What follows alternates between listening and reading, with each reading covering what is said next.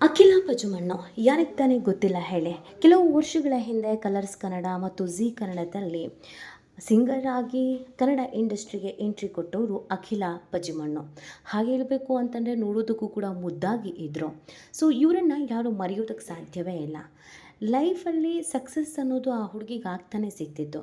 ಆದರೆ ಮದುವೆ ಆಗಿಬಿಟ್ರು. ಆದರೆ ಮದುವೆ ಆಗಿದ್ದೇನು ಸಮಸ್ಯೆ ಅಲ್ಲ, ಆದರೆ ಫಾರಿನ್ನಲ್ಲಿ ಸೆಟಲ್ ಆಗ್ತಾರೆ ಅನ್ನುವಂಥ ವಿಚಾರವೇ ಅವ್ರ ಅಭಿಮಾನಿಗಳಿಗೆ ಬೇಸರ ತರಿಸಿತ್ತು. ಚೆನ್ನಾಗಿ ಹಾಡು ಹೇಳ್ತಾರೆ, ಕನ್ನಡ ಸಿನಿಮಾ ಇಂಡಸ್ಟ್ರಿಯಲ್ಲಿ ಮಿಂಚ್ತಾರೆ, ಒಳ್ಳೆ ಗಾಯಕಿ ಆಗಿರ್ತಾರೆ ಅಂತ ಅಂದ್ಕೊಂಡವರು ಫಾರಿನಿಗೆ ಹೋಗಿ ಸೆಟ್ಲ್ ಆದರೆ ಹೇಗೆ ಅಂತ ಅವತ್ತೇ ಎಲ್ಲರೂ ಯೋಚನೆ ಮಾಡಿದರು. ಆದರೆ ಇದೀಗ 3 ವರ್ಷಗಳ ಬಳಿಕ ಡಿವೋರ್ಸ್ ಅನ್ನುವಂಥ ಪೆಡಂಭೂತ ಈ ಜೋಡಿಯ ಮಧ್ಯದಲ್ಲೂ ಕೂಡ ಬಂದು ಕೂತುಬಿಟ್ಟಿದೆ. ಹೌದು, ಇತ್ತೀಚೆಗೆ ಡಿವೋರ್ಸ್ ಅನ್ನೋದು ತೀರಾ ಕಾಮನ್. ಅಖಿಲ ಪಜುಮಣ್ಣು ಯಾಕೆ ಡಿವೋರ್ಸ್ ಕೊಡ್ತಿದ್ದಾರೆ ಅನ್ನುವಂಥ ಸುದ್ದಿಯೇ ಇದೀಗ ವೈರಲ್ ಆಗ್ತಿರೋದು. ಗಂಡ ಹೆಂಡತಿ ಇಬ್ಬರು ಮ್ಯೂಚುವಲ್ ಅಂಡರ್ಸ್ಟ್ಯಾಂಡಿಂಗ್ನಲ್ಲಿ ಇದೀಗ ಡಿವೋರ್ಸಿಗೆ ಅಪ್ಲೈ ಮಾಡಿದ್ದಾರೆ. ಹಾಗಿದ್ರೆ ಡಿವೋರ್ಸ್ ಯಾಕೆ ಆಗ್ತಾ ಇದೆ? ಮದುವೆ ಆದ 3 ವರ್ಷದಲ್ಲಿ ಅಂಥದ್ದು ಏನಾಗಿ ಹೋಗ್ಬಿಡ್ತು? ಅಮೆರಿಕದಲ್ಲಿ ಎಲ್ಲವೂ ಚೆನ್ನಾಗೇ ಇತ್ತು. ಮದುವೆ ಆದಂಥ 3 ವರ್ಷದಲ್ಲಿ ಅಮೆರಿಕದಲ್ಲಿ ಅಖಿಲ ಪಜುಮಣ್ಣು ಅನುಭವಿಸಿದ್ದೇನು ಇದೆಲ್ಲವನ್ನ ಈ ವಿಡಿಯೋದಲ್ಲಿ ಹೇಳ್ತಾ ಹೋಗ್ತೀವಿ. ಆದರೆ ಇಲ್ಲಿವರೆಗೂ ನಿಮ್ಮ ಮೆಗಾ ಸುದ್ದಿಯನ್ನು ಸಬ್ಸ್ಕ್ರೈಬ್ ಮಾಡಿಲ್ಲ ಅಂದರೆ ಈಗಲೇ ಸಬ್ಸ್ಕ್ರೈಬ್ ಮಾಡಿ. ಹೆಚ್ಚಿನ ಮಾಹಿತಿಗಾಗಿ ಬೆಲ್ ಐಕಾನ್ ಪ್ರೆಸ್ ಮಾಡೋದನ್ನು ಮರಿಬೇಡಿ. ಎಸ್, ಅಖಿಲ ಪಜುಮಣ್ಣು ಕನ್ನಡ ಕೋಗಿಲೆ ಹಾಗೆಯೇ ಸರಿಗಮಪ ಈ 2 ರಿಯಾಲಿಟಿ ಶೋ ಕಲರ್ಸ್ ಕನ್ನಡ ಮತ್ತು ಝೀ ಕನ್ನಡ ಇದರಲ್ಲಿ ಬರ್ತಿದ್ದಂಥ 2 ರಿಯಾಲಿಟಿ ಶೋನಲ್ಲಿ ಮಿಂಚಿದ್ರು. ಆಕೆಯ ವಾಯ್ಸ್ ಕೂಡ ಅದ್ಭುತವಾಗಿತ್ತು. ಅನೇಕ ಹಾಡುಗಳನ್ನು ಹೇಳಿದರು.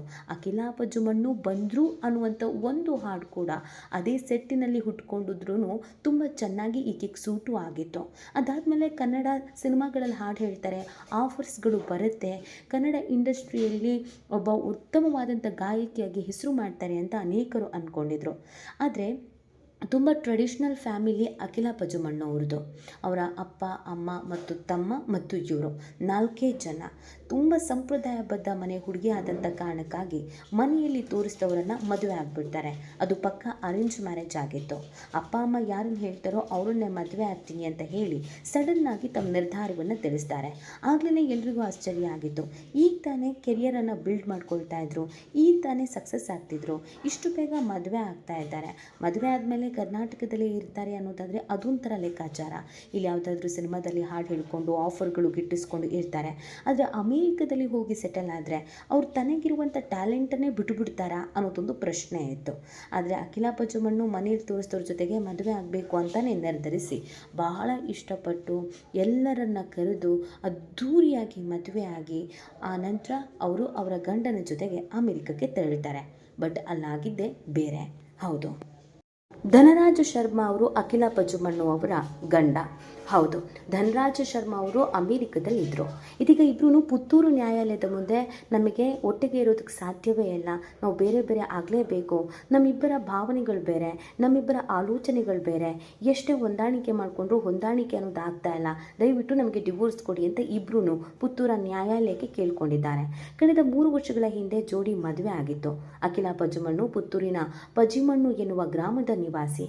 ಅಮೆರಿಕದಲ್ಲಿ ಇಂಜಿನಿಯರ್ ಆಗಿದ್ದ ಧನರಾಜ್ ಅವರನ್ನು ವಿವಾಹ ಆಗಿದ್ರು ಅಖಿಲ.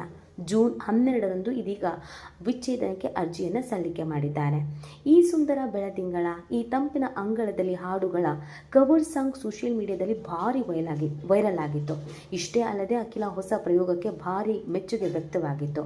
ಇನ್ನು ಧನಂಜಯ್ ಶರ್ಮಾ ಅವ್ರಿಗೂ ಕೂಡ ಅಖಿಲ ಅವರು ತುಂಬ ಚೆನ್ನಾಗಿ ಹಾಡು ಹೇಳ್ತಾರೆ ಅನ್ನೋದು ಗೊತ್ತಿತ್ತು. ಮದುವೆ ಆದಮೇಲೂ ಕೂಡ ಹಾಡು ಹೇಳಿಸ್ತೀನಿ ಅಂತಲೇ ಹೇಳಿ ಕರ್ಕೊಂಡು ಹೋಗಿದ್ರು. ಆದರೆ ಅಮೆರಿಕದಲ್ಲಿ ಇವರು ವಾಸವಾಗಿದ್ದು ಅಮೆರಿಕ ದಕ್ಷಿಣ ಕ್ಯಾಲಿಫೋರ್ನಿಯಾದ ಸ್ಯಾನ್ ಹೋಸ್ನಲ್ಲಿ ಇವರು ಇದ್ದರು. ಮೈಸೂರಿನ ನ್ಯಾಷನಲ್ ಇನ್ಸ್ಟಿಟ್ಯೂಟ್ ಆಫ್ ಇಂಜಿನಿಯರಿಂಗ್ನಲ್ಲಿ 2011-15ರವರೆಗೆ ವಿದ್ಯಾಭ್ಯಾಸ ಮಾಡಿದ ಧನಂಜಯ್ ಆ ಬಳಿಕ ನಾರ್ತ್ ಕ್ಯಾರೋಲಿನಾ ಸ್ಟೇಟ್ ಯೂನಿವರ್ಸಿಟಿಯಲ್ಲಿ ಕಂಪ್ಯೂಟರ್ ಇಂಜಿನಿಯರ್ ಆಗಿ ಮಾಸ್ಟರ್ ಡಿಗ್ರಿಯನ್ನು ಮಾಡಿದರು. ಬಳಿಕ 2018ರಲ್ಲಿ 11 ತಿಂಗಳು ಅಮೆರಿಕದ ನಾರ್ತ್ ಕ್ಯಾರೋಲಿನಾ ಏರಿಯಾದಲ್ಲಿ ಎಕ್ಸ್ಟ್ರೀಮ್ ನೆಟ್ವರ್ಕ್ ಕಂಪನಿಯಲ್ಲಿ ಎಂಬೆಡೆಡ್ ಸಾಫ್ಟ್ವೇರ್ ಇಂಜಿನಿಯರ್ ಆಗಿ ಕೆಲಸ ಮಾಡಿದರು. ಇವರಿಗೆ ಒಳ್ಳೆ ಸಂಬಳ ಕೂಡ ಇದೆ. ಹೀಗಿರ್ಬೇಕಾದ್ರೆ ತನ್ನ ಹೆಂಡತಿ ಯಾಕೆ ಹಾಡು ಹೇಳ್ಕೊಂಡು ಎಲ್ಲೋ ಇರಬೇಕು, ಗಂಡ ಹೆಂಡತಿಯಾದವರು ಒಟ್ಟಿಗೆ ಇರಬೇಕು, ಇಲ್ಲೇ ಒಟ್ಟಿಗೆ ಜೀವನವನ್ನು ಕಳೆಯೋಣ ಅಂತ ಹೇಳಿದ್ದಾರೆ. ಆದರೆ ಅಖಿಲಾಗೆ ತನ್ನ ತನ್ನ ಸ್ವಂತಿಕೆಯನ್ನು ಮರಿತಾ ಇದ್ದೀನೇನೋ, ತನಗಿರುವಂಥ ಟ್ಯಾಲೆಂಟನ್ನು ಮರಿತಾ ಇದ್ದೀನೇನೋ, ಅಮೆರಿಕಕ್ಕೆ ಬಂದು ನಾನು ಹಾಡು ಹೇಳೋದನ್ನೇ ಮರೆತು ಬಿಟ್ಟಿದ್ದೀನಿ, ಅವಕಾಶಗಳು ಕೂಡ ಸಿಗ್ತಾ ಇಲ್ಲ, ನನ್ನ ಜೊತೆಗಿದ್ದವರೆಲ್ಲ ಒಳ್ಳೆ ಅವಕಾಶವನ್ನು ಗಿಟ್ಟಿಸ್ಕೊಳ್ತಾ ಇದ್ದಾರೆ, ಒಳ್ಳೊಳ್ಳೆ ಸಿನಿಮಾಗಳಿಗೆ ಹಾಡು ಹೇಳ್ತಿದ್ದಾರೆ, ನಾನು ಮಾತ್ರ ಅಮೆರಿಕದ 4 ಗೋಡೆ ಮಧ್ಯ ಮನೆಯಲ್ಲಿ ಇದ್ದೀನಿ. ಗಂಡ ಬೆಳಿಗ್ಗೆ ಆಫೀಸಿಗೆ ಹೋದರೆ ಸಂಜೆ ಬರ್ತಾಯಿದ್ರು, ವರ್ಕ್ ಲೋಡು ಕೂಡ ಹೆವಿ ಇರ್ತಿತ್ತು. ಆದರೆ ಅಖಿಲ ಯಾರು ಅನ್ನೋದಕ್ಕೆ ಉತ್ತರವೇ ಸಿಗದೆ ಇರೋ ಹಾಗಾಯಿತು. ಒಂದೊಮ್ಮೆ ಸಕ್ಸಸ್ಸನ್ನು ನೋಡಿ, ಒಂದೊಳ್ಳೆ ನೇಮು ಫೇಮನ್ನು ನೋಡಿದಂಥ ಅಖಿಲಾಗೆ ಇದ್ದಕ್ಕಿದ್ದ ಹಾಗೆ ಏನೂ ಇಲ್ಲದಂತೆ ಆಗಿತ್ತು. ತನಗಿರುವಂಥ ಟ್ಯಾಲೆಂಟನ್ನು ತೋರಿಸೋದಕ್ಕೆ ಆಗದೆ ಇದ್ದಿದ್ದು, ಟ್ಯಾಲೆಂಟ್ ಇದ್ರೂ ಕೂಡ ಮನೆಯ ಮೂಲೆಯಲ್ಲಿ ಕೂತಿದ್ದಿದ್ದು ನಿಜವಾಗ್ಲೂ ಬೇಸರ ತರಿಸಿತ್ತು. ಅವಕಾಶಗಳು ಸಿಗಬೇಕು ಅಂದರೆ ಭಾರತಕ್ಕೆ ವಾಪಸ್ ಬರಬೇಕು. ಇದಕ್ಕೆ ಗಂಡ ತಯಾರಿಲ್ಲ. ಯಾಕಂದರೆ ಗಂಡನ ಕೆರಿಯರ್ ಅಮೆರಿಕದಲ್ಲಿ ಬಿಲ್ಡ್ ಆಗಿದೆ. ಗಂಡ ಅಲ್ಲಿ ಹೆಂಡತಿ ಇಲ್ಲಿ ಎಷ್ಟು ದಿನ ಅಂತ ಇರೋದಕ್ಕೆ ಸಾಧ್ಯ? ಇದ್ಯಾಕೋ ವರ್ಕೌಟ್ ಆಗ್ತಾ ಇಲ್ಲ ರಿಲೇಷನ್ಶಿಪ್ ಅಂತ ಅನ್ಸೋಕ್ಕೆ ಶುರುವಾಗಿದೆ. ಆ ಕಾರಣಕ್ಕೆ ಇಬ್ಬರೂ ಡಿವೋರ್ಸ್ ಮಾಡ್ಕೊಳ್ಳೋದು ಬೆಟರ್ ಅನ್ನುವಂಥ ನಿರ್ಧಾರಕ್ಕೆ ಬಂದಿದ್ದಾರೆ. ತಂದೆ ತಾಯಿಯ ಗಮನಕ್ಕೂ ತಂದಿದ್ದಾರೆ. ಅಖಿಲಾಗೂ ಕೂಡ ನಾನು ಅಖಿಲ ಆಗಿರಬೇಕು, ಯಾರಾದರೂ ಹೆಂಡತಿಯಾಗಿ ಎಲ್ಲವನ್ನೂ ಮರ್ತಿರೋದಕ್ಕೆ ಸಾಧ್ಯ ಆಗಲ್ಲ ಅಂತ ಅನ್ಸೋಕ್ಕೆ ಶುರುವಾಗಿದೆ. ಸೊ ಆ ಕಾರಣಕ್ಕಾಗಿ ಅಖಿಲ ಗಂಡ ಕೂಡ ರೆಸ್ಪೆಕ್ಟ್ ಮಾಡಿ, ನಿನ್ನ ಕನಸು ನಿನಗೆ ಇಂಪಾರ್ಟೆಂಟ್, ನನ್ನ ಕನಸು ನನಗೆ ಇಂಪಾರ್ಟೆಂಟ್, ನಿನ್ನ ಜೀವನ ನೀನು ಕಟ್ಕೋ ಅಂತ ಹೇಳಿ ಇಬ್ಬರು ಒಮ್ಮತದ ನಿರ್ಧಾರಕ್ಕೆ ಬಂದು ಒಟ್ಟಿಗೆ ಡಿವೋರ್ಸ್ ಅಪ್ಲೈ ಮಾಡಿದ್ದಾರೆ. ಇದು ಹುಡುಗಿಗೆ ಹುಡುಗ ರೆಸ್ಪೆಕ್ಟ್ ಮಾಡಿದ್ದು, ಹುಡುಗನಿಗೆ ಹುಡುಗಿ ರೆಸ್ಪೆಕ್ಟ್ ಮಾಡಿದ್ದು. ಮದುವೆಗಿಂತ ಮುಂಚಿತವಾಗಿ ಅಖಿಲ ಇದನ್ನೆಲ್ಲ ಯೋಚನೆ ಮಾಡಿದರೆ ಸಮಸ್ಯೆ ಆಗ್ತಿರ್ಲಿಲ್ಲ. 3 ವರ್ಷಗಳ ಕಾಲ ಅವರಿಗಿದೆಲ್ಲ ಅರಿವಾಗೋದಕ್ಕೆ ಬೇಕಾಯಿತು.